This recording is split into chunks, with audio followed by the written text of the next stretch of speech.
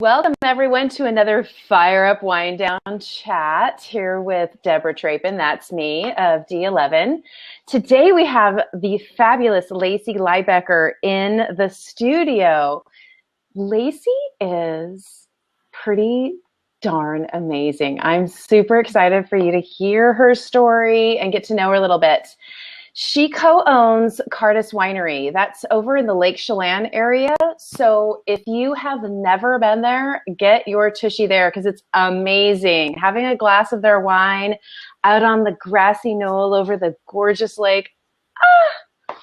She and her husband, who's the winemaker, Charlie, really take the winemaking business as a true family affair. They have two adorable boys, Eugene and Francis, and they also have a dog, Tannen, right? Tannen? Yes. And Yes. The boys do art for the wine bottles. Tannen is like the guard and love dog. So it's really has this beautiful family feel. She's done all sorts of things. She's from Minnesota, just like I am. Yay, Midwest girls. Mm-hmm. So without further ado, the first thing we love to do is, of course, share what's in our glass. And everyone's going to be shocked to know that what's in our glass is Cairdeas. So I'm going to let you start, Lacey, and introduce yourself, share anything that I didn't, and then share what's in your glass. My glass is not as full as your glass. I'm going to have to fill that up. I'm Lacey. I think you did a really great introduction from Minnesota. Met my husband after I moved out here to Washington State. We fell in love with food and wine and decided to start a winery. And here we are 7 years later.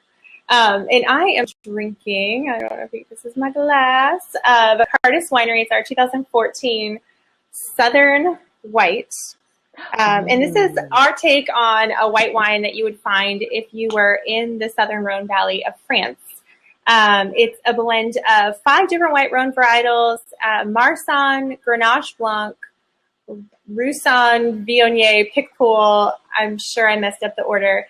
But a couple of varietals you might have heard of, a couple you might not have. So we make exclusively Rhone-style wines, so everything you try at our winery is going to be one of those Rhone varietals, and these are some fun ones that you don't always get to try. Wonderful. Many of my listeners know I love Rhone wines. And of course, that's one of the most amazing things that we found out about you and Charlie and your love of making the Rhone style wines. So I love the Southern White. I'm actually drinking the Nellie May. I don't know if anybody, you can all see that. It's the 2014. And oh my gosh, it's Viognier and Roussanne, and it's liquid gold on the tongue. I mean, this is one of my favorite things to drink when we're sitting outside, especially on a hot day, like right now. Yeah, it's so well, here in Lake Chelan, it's summer weather already. Well, so bizarre it is here too. It's changing, I'm sure, tomorrow or the next day, but it's been 88, 87, 88 again today. It's like, what's going on? What is happening? Right. So cheers to you. Cheers. And we'll be sharing a link, not only in the blog post, but in the live chat, where you can sign up for the Cairdeas mailing list and have access to a fabulous 6-pack of whites, which I think both of these are in there, yeah? It includes the Nellie May and the Southern White and our Reserve Nellie May. Ooh, the Reserve. Oh, I'll have to try that when we're down there in May. Yes, absolutely. So you kind of alluded to, so you're from Minnesota, you came out here, you met Charlie, fell in love. So what gave the two of you kind of that push to live out the dream that you'd kind of created for yourself? Yeah. I guess I've always been kind of a dreamer, kind of a risk taker. When I graduated from college, I wanted to move somewhere totally new. I love Minnesota. I love being from Minnesota. but wanted something different. So I applied for jobs all over the country and landed in Seattle, Washington, of all places. And I just, like I said, I've always kind of like no fear. People ask me if I was scared to move to a new city I'd never really spent time in before. And I said, absolutely not. It's a new adventure. I was looking forward to meeting new people. Obviously met my husband and stayed here in Washington. And then my husband, on the other hand, is the opposite of risk taker. He wants to pencil everything out, make sure it's going to work.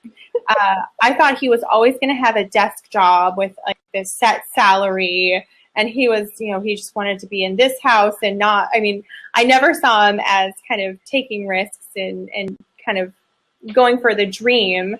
But I think that's perfect because we balance each other out so well. And I think that's why we've done such a great job with the winery, because I'm the one who was like, let's do it. Let's figure out how to make it happen right now, or what's, one thing that we can do today to, bring us to the next step. And he's always been really good about helping us take those steps cautiously, so to speak. But I think that's how we work really well together. So he's, I don't know, if it was up to him, he'd still be sitting around twiddling his thumbs, saying maybe one day we can start a winery. So you two really do complete each other. I don't think any of us walk broken, but I do think that there are elements of us that need to be zhuzhed. Yeah.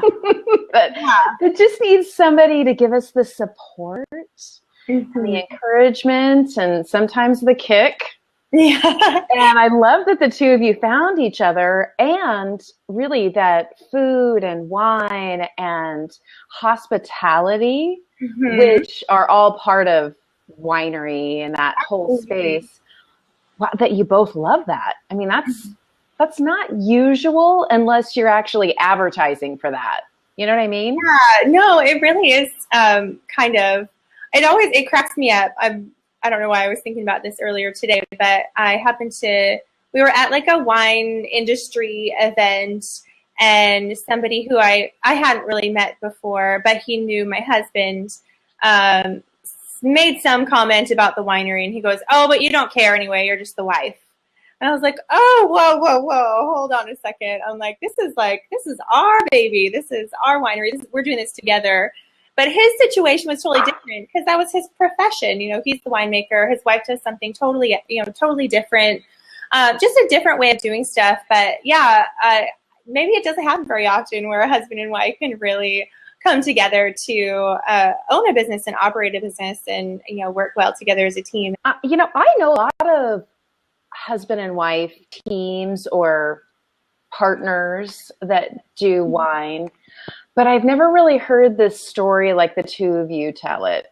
And I think that that's a blessing. And I love that you share that, because I think it makes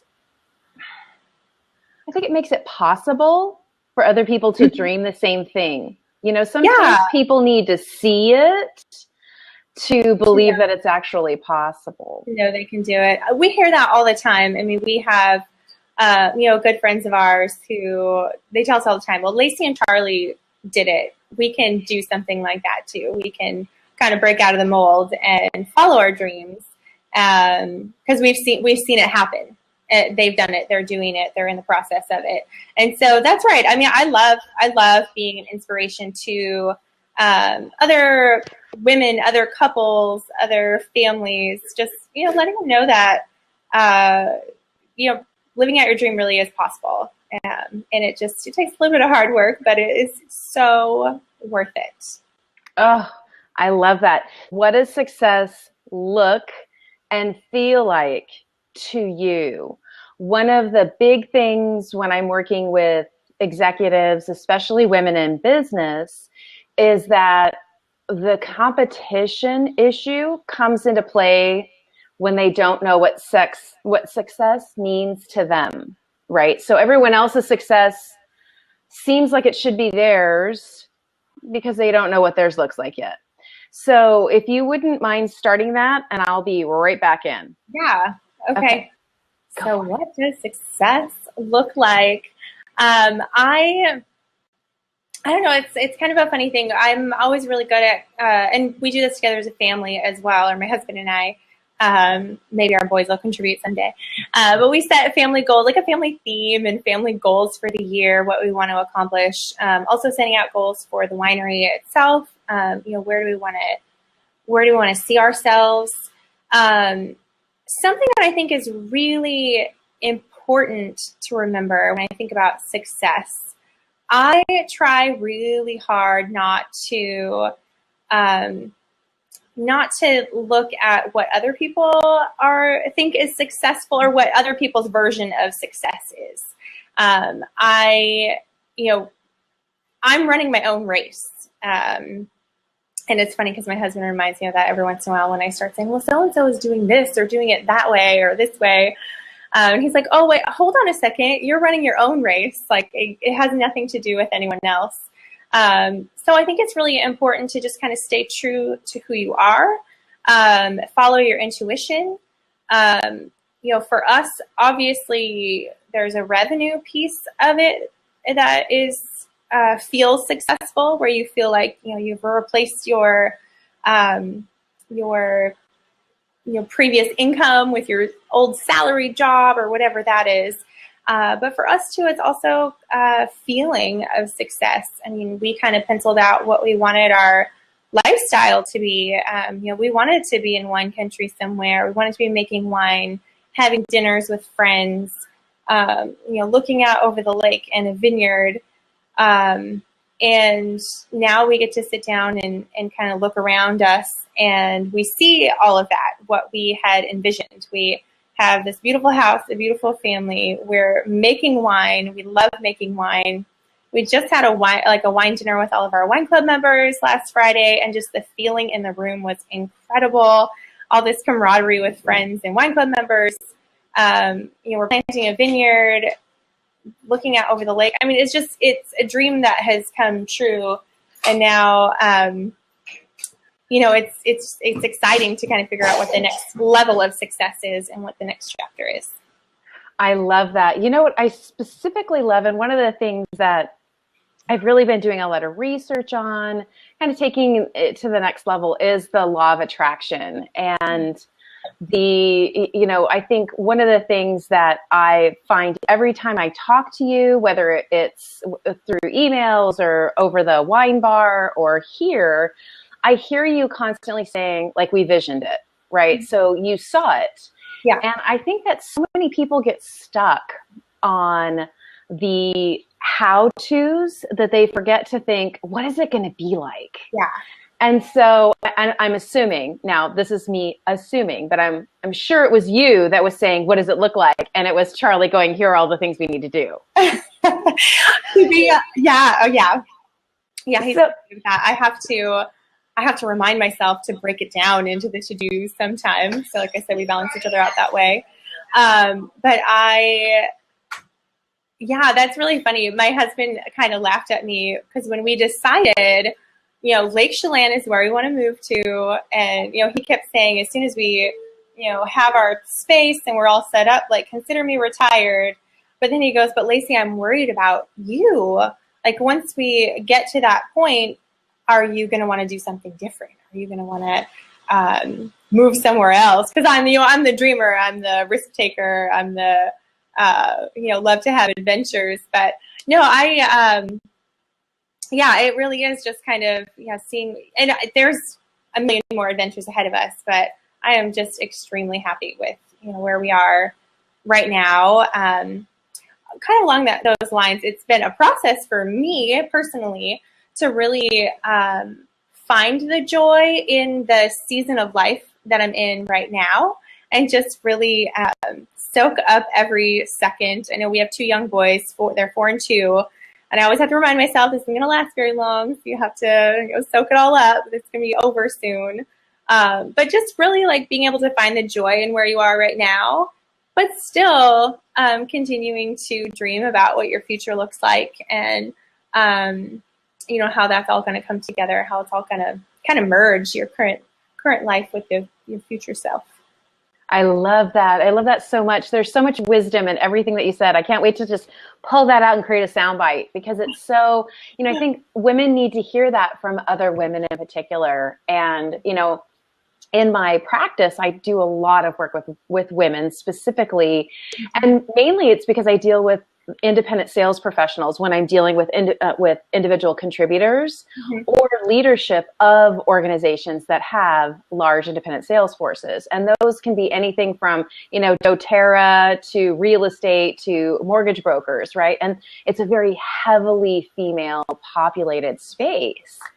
And the balance, they're always seeking this elusive word balance. And I'm like, there's no such thing as 50-50 of anything. Like, I don't think it exists. Stop seeking that. I interviewed this really awesome gal that has this thing called the Women's Code. And it's all based on like the different seasons in your life. You're going to need to put a little bit more in your basket when you're in your raising of your children's season.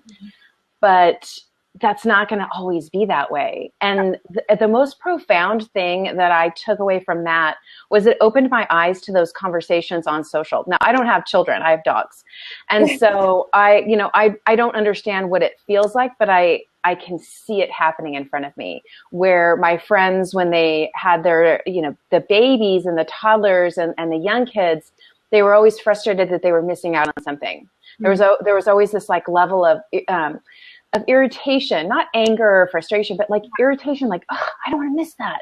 But now that their kids are like in high school, they're like, geez, they don't even kiss me anymore, And so it's like, I want the toddler back. Right. And sometimes even just for a minute, like I don't miss the screaming and the yelling or the diapers or any of that, but it's so important that you do slow down. And the other flip side of that I'd love to kind of dig in, this isn't necessarily from what we talked about before, but the finding your purpose in each one of your seasons is so epically important. And I think that, you when you find out what that calling is, and you actually have the opportunity to say, I see it in this season. I see it in raising my children. I see it in helping my husband dream bigger and get out of his comfort zone. I see it in inspiring other people to, reach and stretch and, get a little uncomfy to see their dreams come true. I know that you've worked as a life coach before, so hoorah for you. Have you gone through the, defining what your purpose is? Do you have your statement or your personal mission statement, or are you still working towards that? I don't know that I have like an overall mission statement. It changes. I have, like I said, I kind of have like a yearly thing that I, gravitate towards and kind of think about as I'm going into the new year. One that has stuck with me a lot, it was kind of my first theme for the year, but it's always been a recurring theme for me in my life, is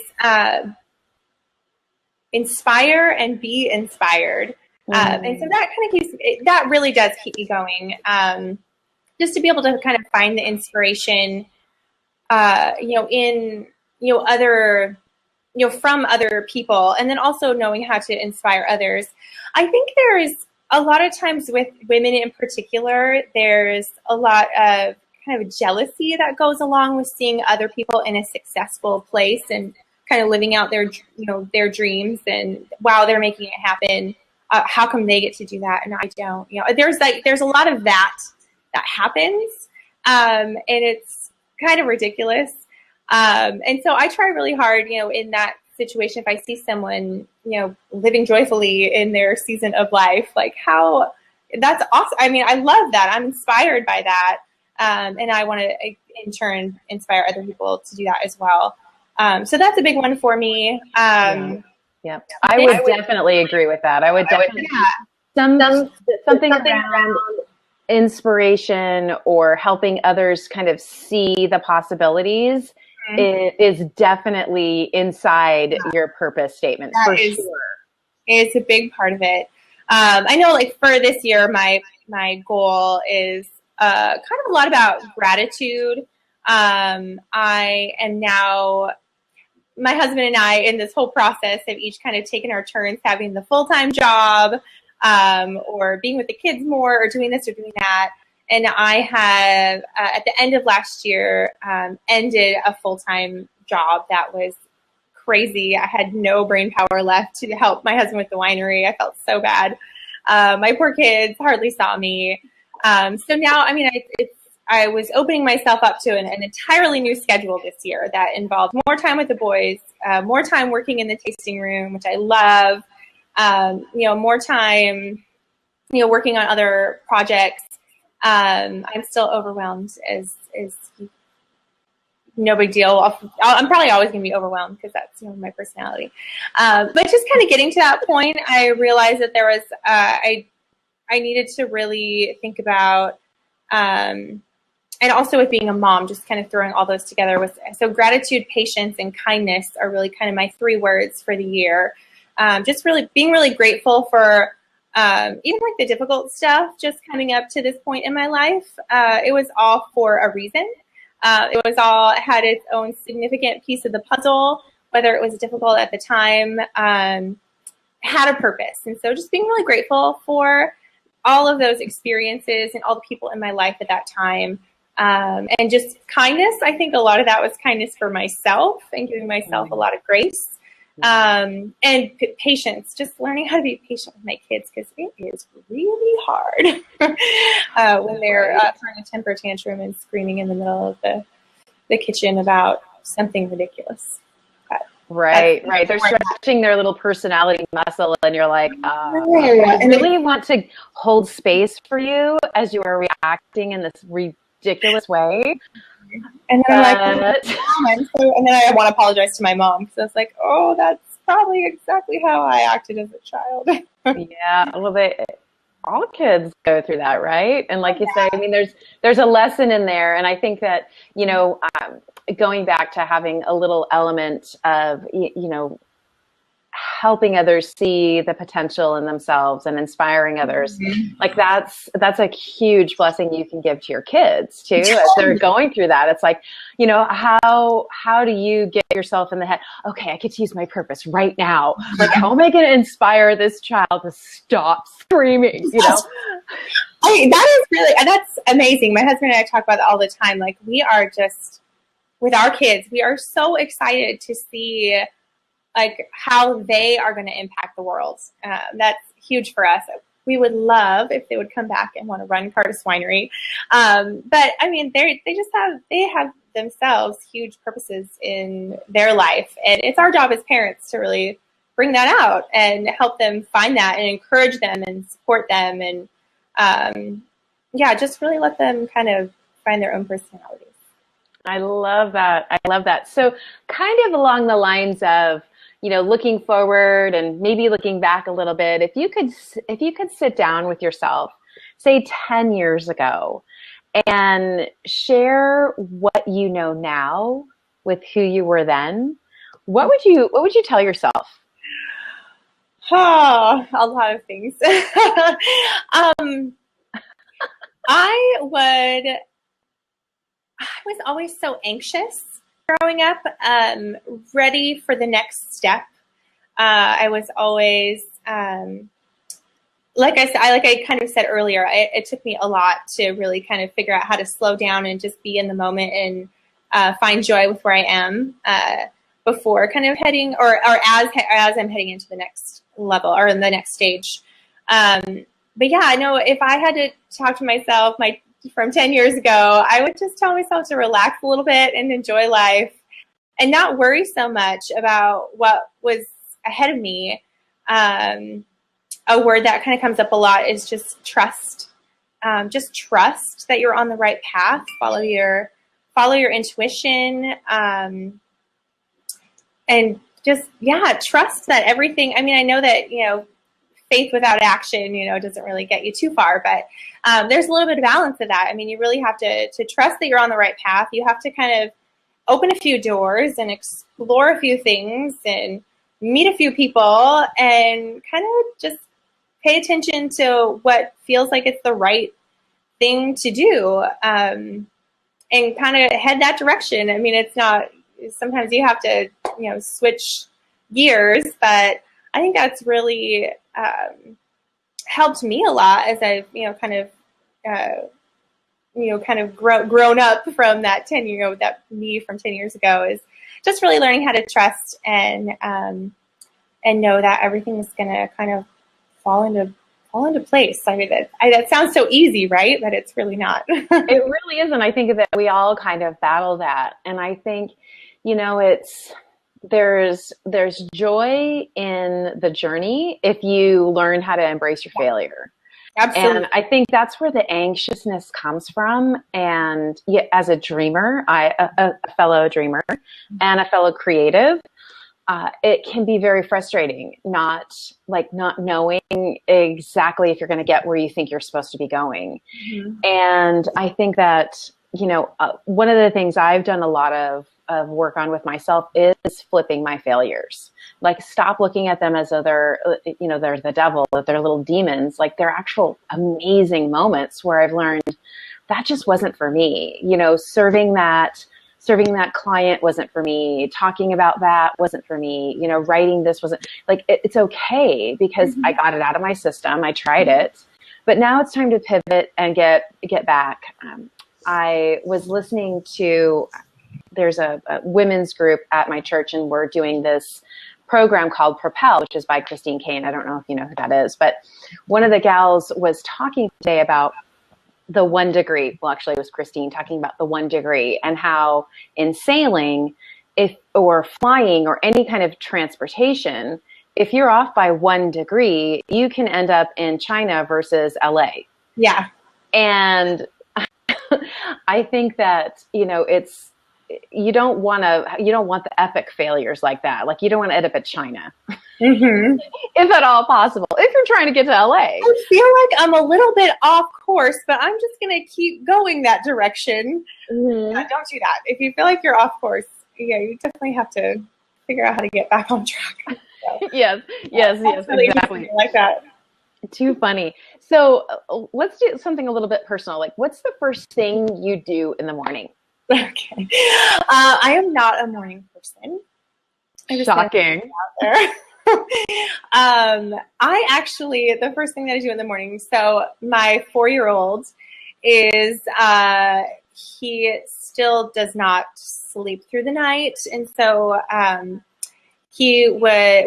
struggled. He would get up in the middle of the night and come and crawl in bed with us, and he'd kick us in the head and, roll around, and it was nutty. So I made this rule: if he comes into our room before 6 a.m., I made him a little bed on the floor, so he has to lay on the floor. So when it's time to get up, he usually comes and snuggles with me for a little bit, and so that's kind of how I start my morning, just kind of nice and just relaxed. I love slow starts to the morning, a cup of coffee and sitting down for breakfast. And it's my family time. I mean, my morning really is my family time. And, once they get dropped off at preschool or daycare, then it's, go time, hit the to-do list, get the tasting room ready, whatever it is. But the morning is all about, me and my family. And that's something that has, I think, changed a lot since I've been working another full-time job. My mornings were so stressful. I sometimes, I didn't get to eat breakfast, or it was all about, okay, do I have everything in the kids' bags? And, did I do this? Did I grab that? Blah, blah, blah. And now it's just like, you know what? I am not going to, hop out of bed the second my alarm goes off, or the second, one of the kids is up. I'm just going to take it slow and enjoy my mornings and enjoy my family. And I don't know. I think it's great. Personally, I think that's the best way to start the day. Yeah, I'm right there with you. I have a feeling that Charlie and Andrew are very similar. Because he's like, we need to get up earlier. We need to do more in the morning. And part of what's happening in our family is that he left corporate America. Mm. And so now he's like doing consulting, and he's helping me build my D11 workshop business out, and the keynotes and the consulting, because he's an amazing sales guy. But in his mind, I mean, he's conditioned. And sweetheart, I know you're going to watch this. You are conditioned. It's okay. No, I was conditioned. I was also conditioned. We're all but that, like, if you don't get up early, like, he's like, the East Coast is already sleeping. I'm like, well, thank God we don't work with the East Coast. Like, we get to choose. Like, if we're going to worry about that, let's worry about if people are still sleeping in Paris, because that's where I want to fly. Like, and so, like, for me, you know, getting up and having a nice casual morning where, you know, I do a little reading, I do a little social media, you know, a little stretching, chilling out with the dogs, having breakfast. Like, to me, having a chill morning makes working at 8 o'clock at night for another hour so not a big deal. Like, it's because for me, I like to work kind of in little chunks, kind of like I like to eat a little, and then another little snack, and then another little. I kind of like to work that way. For me, it's more productive, you know.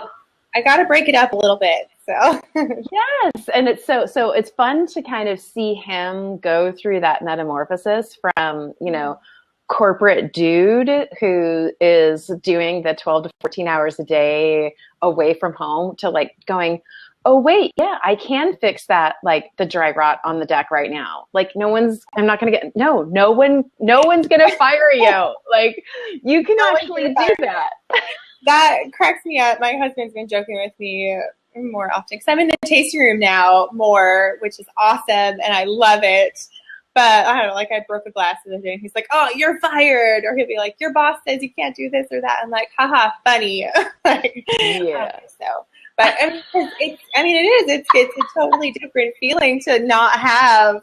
I mean, he's just give me a hard time, but it's a totally different feeling to, you know, just kind of have to. I mean, obviously we answer to our customers and our clients and whatnot, but you get to have a little bit more of a relaxed schedule, and I feel like you just said, I feel more productive that way. It's awesome. I love it. I love that. You know, what's so funny is we're obviously part of the Cairdeas Wine Club, but we're part of Janik here in their space in Woodinville. Mm-hmm. And for the first time ever, we did this whole bottling day. Like we did bottling. And they have, as you can imagine, this is Mike Janik, right? So it's this, they have like a bottling line in their facility. It's awesome. And Drew and I are thinking, oh, there's going to be a bunch of people like us there. No, it was a bunch of retirees who are part of this like subculture. Yeah. Like, they're not actually part of wine clubs. Like their wine club is the bottling club. Mm-hmm. And they go and like just talking to them about how they've figured out ways to still drink great wine, to still hang out with their friends that they've known for years in the wine clubs, but stick in their, you know, a different style of a budget, if you will. Mm-hmm. It's kind of like what we're talking about here. It's like they found a way to live a relaxed lifestyle, but still have what they're passionate about still in their lives. And it was so hopeful. Like they were like, so how's your day? I'm like, it was hopeful. They were like, what does that mean? I'm like, it was just so cool to see this, like just people living out loud in a very different way, but still around a very, like the same passion I have, like the same, like I love the wine industry. I want to help the wine industry. And you know, when Kelly and I started doing the Women on Wine TV show, it really was like, we realized the wine industry doesn't have money to do a ton of marketing. Most of the time they're doing it themselves. Mm-hmm. And so we're like, well, how can we like turn our passion into a way to help the wine space? Yeah. Where it's, you know, it's costing them wine, not money. And where it's us getting to tell their stories in a way they're probably not doing it themselves. And I think that, you know, just again, seeing the different ways that you can have a relaxed morning and a wild day and live your purpose by inspiring others inside the tasting room. Because I'm sure you're doing that all day. Oh my gosh, it's awesome. I love, it's such a different, I mean, every job that I've had, my background is marketing, and so I've always had that desk job as a marketing manager, marketing director, you know, sitting behind a computer all day long, not actually talking to anybody, and it's a little mind-numbing, to be honest. And being in the tasting room and just getting to talk to people and learn a little bit about their story and share with them how we got where we are. I know they're always kind of surprised, like, oh, you own the winery? You're so young. Charlie and I are pretty young. You know, a lot of people wait until that's the best advice we got, actually. A lot of people wait till they retire before they start a winery. It's a hard work. And so some of the other winemakers that we met before, they were like, you definitely should start now. So, that's so great. No, it's pretty cool. I love meeting people in the winery. We met you and your husband in the winery, and just have built a great relationship. And we've, just been building really great relationships with people around our community and people who love food and wine like we do. And it's just awesome. It's really awesome. Yeah, I'll say, when Drew and I decided to go down to Lake Chelan we're just like, everyone keeps saying, you got to go to Chelan, you got to go to Chelan. We're like, okay, we'll go to Chelan. We fell in love immediately. Like, we were like, okay, we're now on our vision board is a vacation space in Lake Chelan.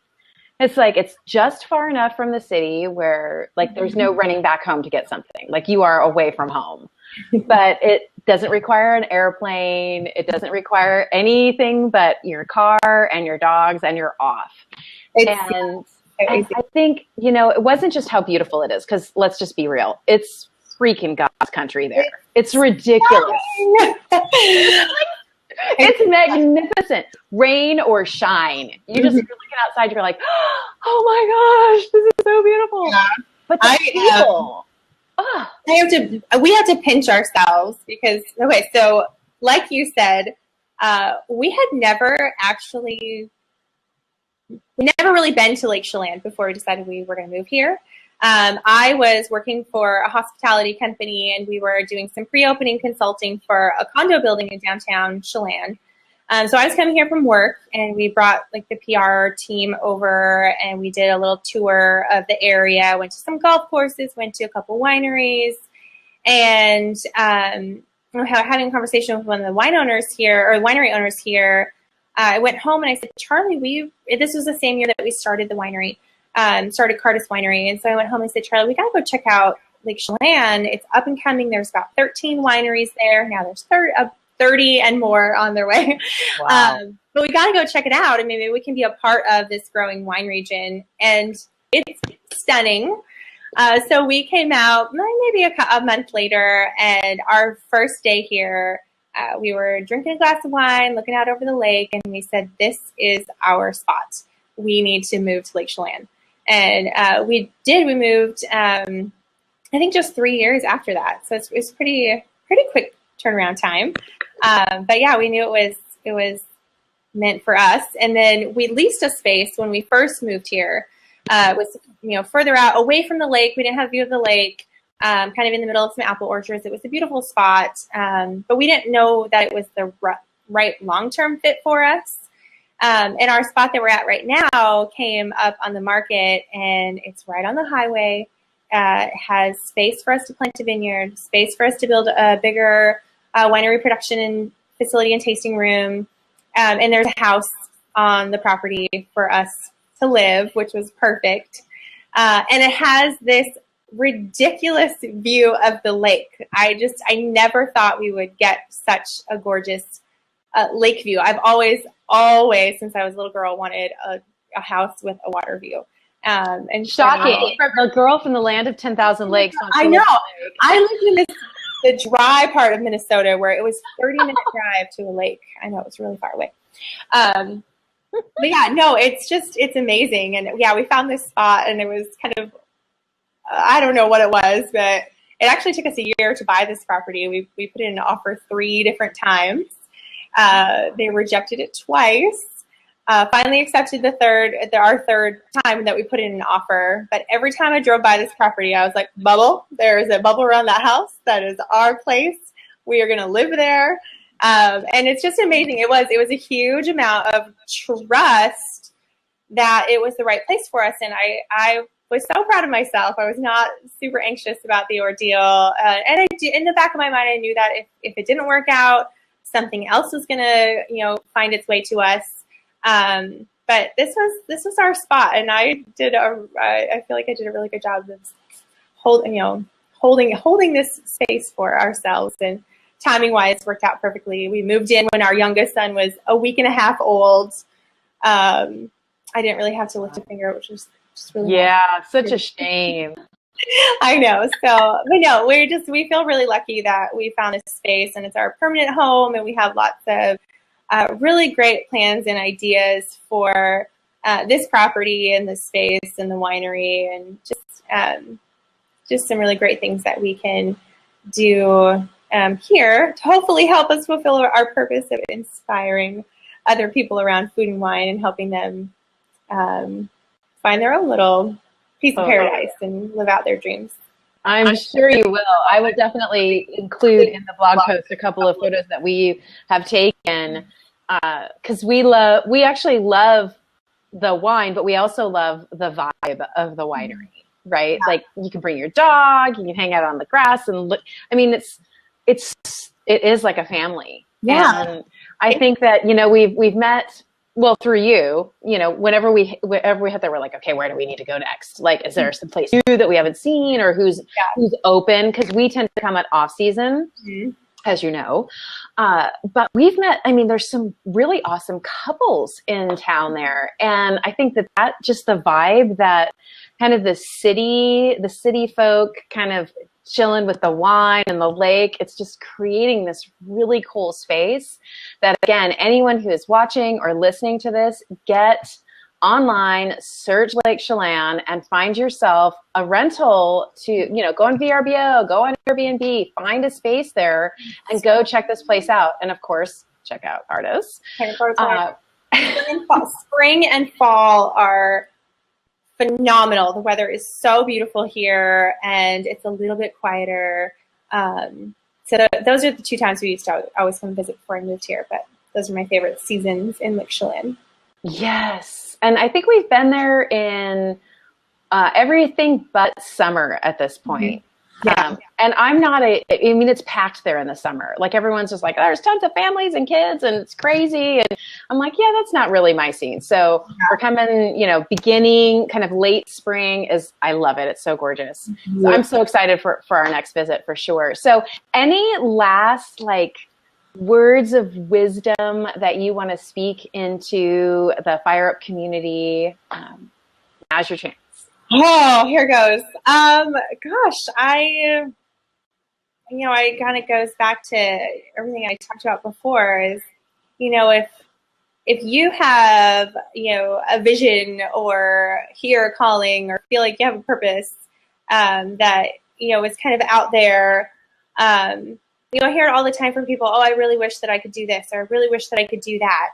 And there's a lot of, I was talking to a friend recently who was like, I really want to be a tour guide. I want to travel the world and show people around. And she goes, but my career coach said that that's not realistic.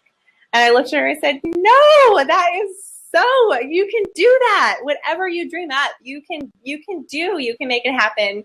And it just, takes a little bit of, research, a little bit of digging in, a little bit of, okay, what's one thing I can do today to kind of get me inspired about that particular thing, whatever it is. And, one thing that I can do to move forward.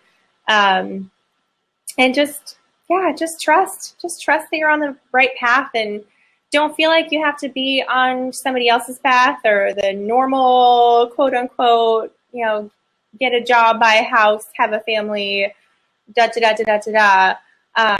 are so many ways that you can live in this beautiful world, and I dare you to go and find your perfect little spot in it, and just make your dream come true. Oh, I love it. Could not have said it better myself. So for those of you who are just coming in, we're heading out, but the recording will be ready soon. This is the lovely, Lacey Lybecker from Cairdeas Winery out in Lake Chelan. We have had such a fun chat. Seriously, we could probably talk for another day. I know, I'm looking at the time. I know, it's like, gotta get going. But so thank you so much for joining. Thank you for helping fire up the Fire Up community. I know that lives are going to be changed by the inspiration that you shared today, and just about, being real and sharing the stuff that's easy and the stuff that isn't so easy. I think that it's important to be a little vulnerable. So I appreciate that vulnerability from you.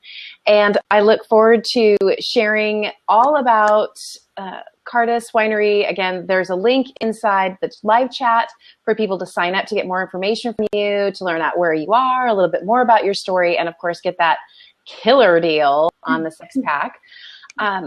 It's 6 wines for $110, right? I mean, that's ridiculous. Yeah, 2 bottles of Nellie May, which is our Viognier Roussanne blend, 2 bottles of the Southern White, which I was drinking, our little white wine reminiscent of the Rhone Valley, and then 2 bottles of the Reserve Nellie May, which is a barrel fermented Viognier Roussanne blend.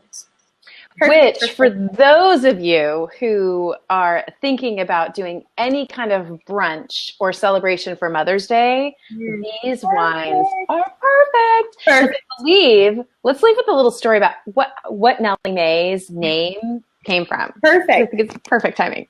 Perfect timing. Nellie May. So Nellie is my husband's grandma. She is turning 90 years old this year. She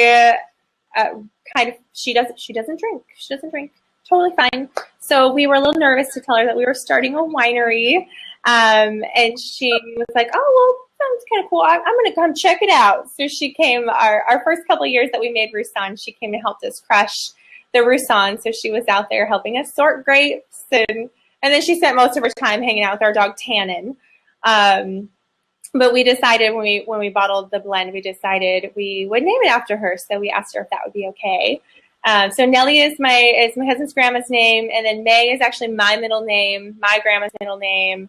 Ton of relatives in my family, women in my family have that middle name, May. So it's a little bit of a tribute to all the women in our family. Oh, I love, so perfect for Mother's Day. Cool little story that you can tell people about the wine that you're serving. And there's still time to get it in the mail. Or, of course, if you're in the Seattle metro area, just get your tushy in the car and drive out there. It's less than 3 hours away. And you get to drive through Leavenworth if you go that direction, which is usually the way we go. And hello, you can even, so for those of you who like beer, you can get beer and pretzels on the way, and then get your wine when you get to Lacey and Charlie. Awesome. Well, thank you again so much for joining, and I look forward to just sharing this story out and hopefully sending lots of love and wine lovers your way. So thanks again. I look forward to seeing you in a few weeks, and until then, cheers. Cheers. Cheers.